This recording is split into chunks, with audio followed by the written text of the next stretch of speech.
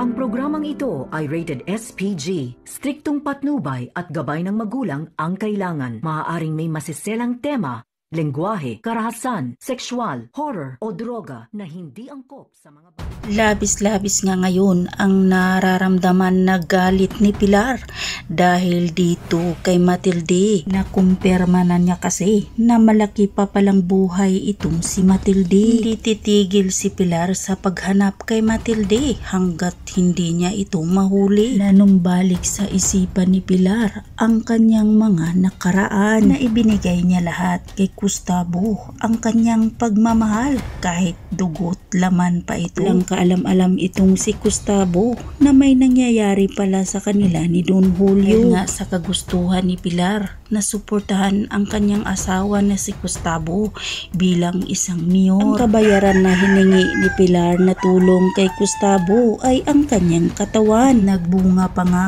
ang ginawa nila ni Pilar at Don Julio at ito na nga si Olivia. Kaya naman ipinagtanggol talaga ni Pilar itong si Olivia dahil wala nga alam itong si Gustavo na anak pala ito nila ni Don Julio. At sasabihin ni Pilar dito kay Olivia na ang kanyang totoong ama ay itong Montenegro.